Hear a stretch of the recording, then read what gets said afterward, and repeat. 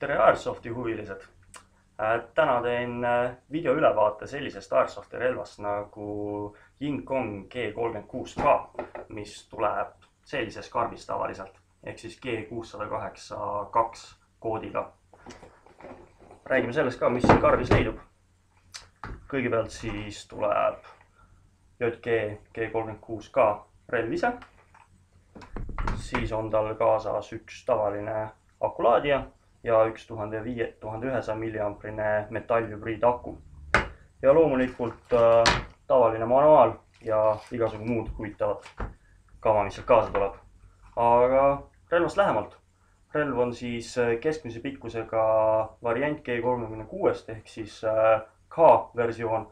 Relv on saada ka nii lühikeses kui pikas versioonis. Lühike on siis C-variant, mis on umbes nii pikk ja täispikkuses on umbes nii pikk versioon sellest relvast. Relv ise on plastikkerega, sisu on metallist, torud, asjad on metallist nagu ikka. Relval on voltav kaba, mis käib külje peale kokku ja lukustub ära. Kaba käib kokku siit. Niimoodi. Salveriiv on tal siin all. Salv käib alt otse sisse. Salve maht on kuskil 400 Airsofti kuuli ja kaasa tuleb tal siis HiCap salv standardis. Lisaks saab osta standardsalvesid kusagil 60 kuni 120 mahutavusega. Peal on relval rels, kuhu saab panna standardsihikuid ja samamoodi on all pikatini siin olemas, kuhu saab panna vertikaalse käepideme. Lisaks on näha külje peal kruviaukusid, kuhu saab kinnitada samasuguse relsi, et lisada lampi, laserit, mida iganes soovid. Tule ümber seadur on kahepoolne, ehk siis sobib mõlema käelistele väga ilusasti. Veel vinnastushoog. Selle taha tõmmates avaneb hop-upi koda, kus saab reguleerida siis selle ratta abil hop-upi. Ja edasi juba tehnilisest küljest rohkem. Nii, jätkame G36 salvega. See on selline huvitav salv, et võttes teise samasuguse salve on võimalik neid omavahel väga lihtsalt kinnitada. Mis tähendab seda, et kui on kaks salve koos, siis salvevahetus relval on väga kiire ja mugav. Relv ise on samuti väga lihtne lahti võtta, hooldada, juppe vahetada ja nii edasi. Laesär käib välja ühe tiftiga. Siia käib siis mini-type paku laesääre alla. Siin on tal kaitse igaks juhuks, kui midagi peaks juhtuma sisuga. Kaasa tuleb tavaline mini-type otsik, mida saab siis asendada sobiliku otsikuga hiljem iseseisvalt. Põhijuppideks käib relv väga kiirelt.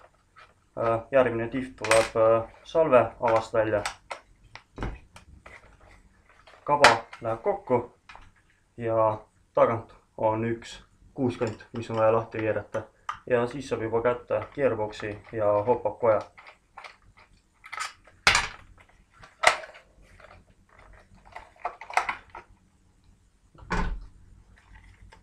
See on siis Yingongi G36 gearbox. Sisu on standard Hiina sisu, ehk siis plastikkolv, plastikkolvi pea, väga head tugevad metallist hammasrattad, mis ei vaja vahetamist, tavaline mootor. Selle akuga, mis tal kaasa tuleb, laseb ta täiesti normaalset lasketihedust. Väljalaske kiirus nende relvadel peaks olema kuskil umbes 105-110 meetrit sekundis. Lisaks saab siit kätte ka kohe hop-up koja.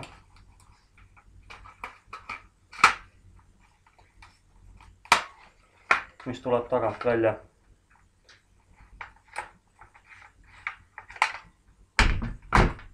Ehk siis tavaline pronkstoru peaks olema 36 cm. Ja hop-up koda kui selline on väga hea disainiga. Hop-upi reguleerimine käib rattast, mis trummel disain, mis annab väga hea stabiilse hop-upi efekti peale ja väga täpselt saab timmida ja reguleerida seda, kui palju sa soovid hop-upi oma relvale saada. Natukene veel sellest gearboxist lähemalt, et tavaline gearbox laseb natuke üle 100 meetri sekundis, väga lihtne on tuunida. Standard tuuning kuni 120 meetrit sekundis sisaldab siis uue vedrujuhi, uue vedru asendamist. Paljud tahavad ka natukene kiiremat lasketihedust, selleks pannakse uus mootor ja soovitatavalt ka vahetada välja plastikpuksid, mis on originaalis kaasas metallist või siis laagrite vastu. Ja siis saab juba väga odava rahaga korraliku tuuningu teha relvale. Selle koha pealt kõik ja siis edasi väikene kokkuvõte. Video viimases osas räägime sellest, miks on see relv hea. Ta hinnaklass on aktsepteeritav nii enamikele algajatele kui ka kogenud mängijatele. Erinevad pikkusega JG G36 mudelid lähevad seal kuskil 150 eurosesse hinnaklassi.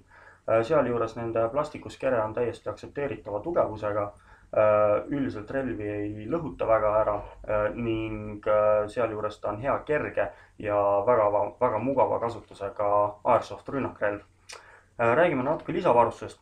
Kuna see aku ja laadija, mis tal kaasa tulevad, on odavad Hiina omad ja talvel külma ilmaga ei pea väga hästi vastu, siis esimene soovitus siia relva sisse oleks mingisugune korralik liitiumpolümeer aku. 1,8 amprine 7,4 volti aku mahub suurepäraselt siia laese äärde tavalise minitype aku asemel. Uus otsik on vaja panna, see on siis XT60 otsik, mis on kindlasti oluliselt parem kui tavaline miniotsik. Seda saab relval vahetada täiesti vabalt. Samuti on siis vaja uut liitiumpolümeer LiPo akulaadijat. Tavalise akulaadijaga ei tohi LiPo akut kindlasti mitte laadida. Need kaks asja kokku maksavad umbes 50 €, mis on täiesti normaalne lisainvesteering, tänu millele sa saad relvaga mängida nii suvel kui talvel, pikkasid üritusi, lasta kuni 2-3 tuhat lasku ühe laadimise pealt, mis teeb elu kindlasti palju mugavamaks. Ja lisaks siis kõige lõpetuseks kroonome ära relva, vaatame, mis kiirust ta laseb, mis lasketihedusega ja siis olekski tänaseks kõik. Aitäh!